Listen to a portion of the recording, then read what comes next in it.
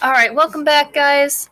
We're going to talk about color mixing continued, mixing up different families of colors, and how to then apply them to your painting. So I've got my two basic colors here, my outside green and my inside yellow. I want to be able to blend them together, and there's a lot of different colors in between here. So what I'm going to do is teach you one way that you can blend those colors together kind of seamlessly and smooth. The first thing I need is my painting. Okay, I'm back. I found my painting. I painted this in Monday, Tuesday classes, so I'll paint this half for Thursday, Friday. So I've got my two basic colors mixed up. What I'm going to do is I'm going to mix up different tints of this color, different hue of this color. So I've got my basic yellow here. What I want to do is I'm going to pull some of this out of here to make a lighter version, and I'm going to pull some of this out of here to make a slightly darker or duller version. So I'm mixing up a family of colors. They're all coming from the one main color, so they're all going to be related, so they're all going to be easy to blend. So my lighter one here, I'm going to add more white.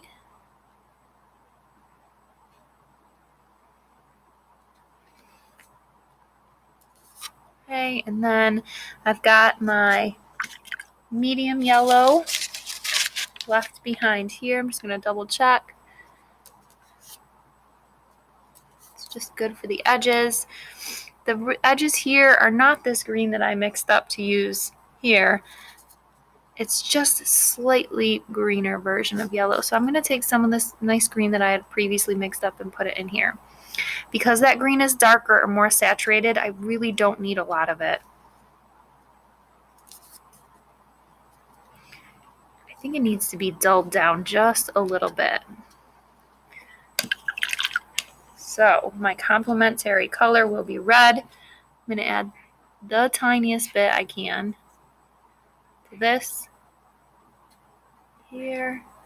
And I'm going to add a tiny bit to my middle color over here. Oh no,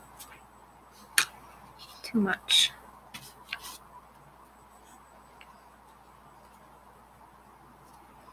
All right, so now I have three colors right here that are really close to each other. They're related. When you go into the paint bin, you'll find quite a few different kinds of paint brushes. You'll find round, flat, maybe some bright, a few angle brushes. You most likely will not find these. The important info that is on the handle is the size of the brush. So this is a round brush and it is size 8. The smaller the number, the smaller the brush. So take a peek in there, grab one or two different ones. There is no right or wrong one for what you're painting. It's just personal preference. I do like the angle ones for getting nice flat edges. All right, so I'm going to try to paint the left side of my avocado here. And I'm going to start at the edge where the color's a little bit more green and dark, and use my darker paint that I mixed up.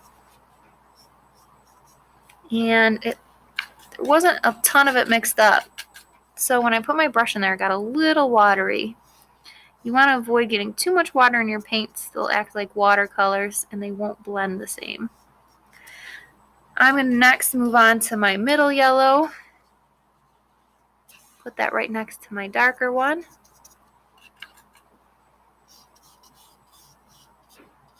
Now, because these are just quick practices, we're painting on paper. You normally won't be painting on paper. You're going to be painting on canvas, which holds paint a lot differently. So just keep that in mind. These are just practices.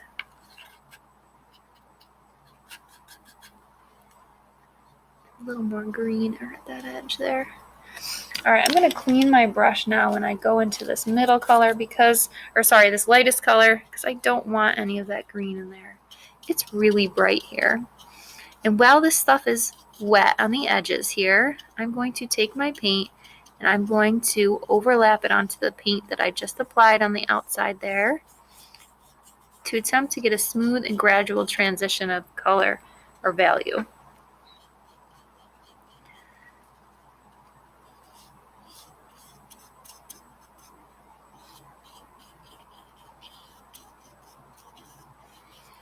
So I'm putting the paint on thicker towards the center and blending less of it and making a lighter layer of it as I go towards the outside so some of those darker colors show through.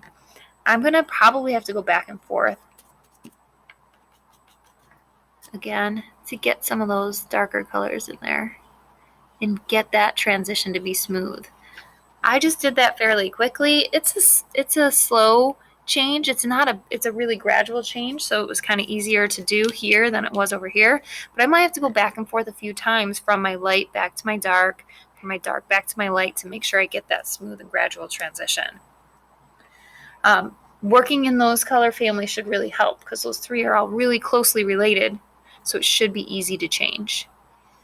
The next step I might do is mix up this inside color. It is a darker version of this, so I have some of this left. I might come over here. I've got this brown here. I'm going to try that and go from there. So I didn't look up a recipe for that one. I'm just going to try what I have here. If it works, it works. If not, I'm going to go back to that chart to see what I need. And what I think I need is a cadmium medium or deep hue. This yellow's very bright. And this is a really dull color in here.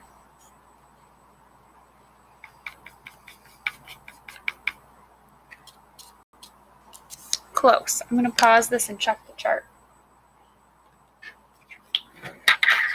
All right, the chart told me a cadmium yellow medium or a Naples yellow might be better suited. Did you see how I got just a little tiny bit?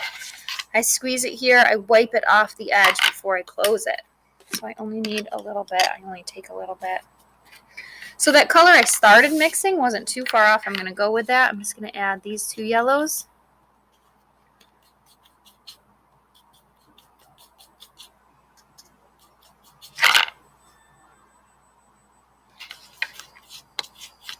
And the same technique I did here where I made 3 different versions of one color is what I'm going to do over here. So that looks pretty close.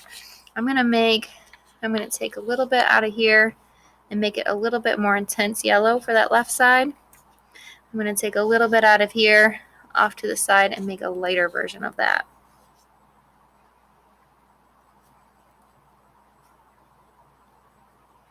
So these palettes are not ideal. We're working in such small amounts of paint. They dry out so quickly. Don't worry. When we start our first actual painting assignment, you'll get a palette that has a sponge in there that'll keep your paints from drying out. All right, just like I did before, I have this lighter color on my brush, so I'm just going to start on this side with the lighter color. I'm going to overlap it further than it really needs to go. I think I'll switch actually to the darker color first on the farthest edge.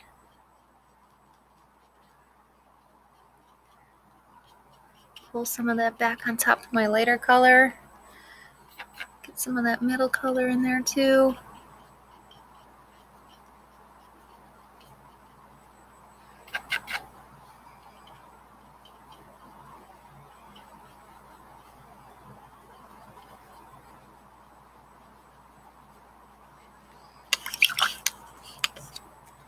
My dark color over a little too far, so I'm going to go back into this brighter color and put some on top. All right, so far I've just showed you blending techniques, how to get a smooth and gradual transition of color here, but that's not always the way to handle things.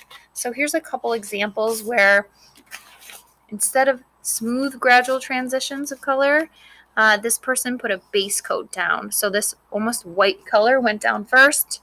This was dried, and then these little lines of red and pink were put on top. Or for this mango, this yellow color would have been applied first. This orange was put on next, and then the orange and red were blended here. So the orange to red is blended like I've been showing you. But sometimes you want to let a color dry first underneath and then put another color on top depending on the situation. So while I'm not here today, do the best you can. I will be back tomorrow for you to continue your work on this.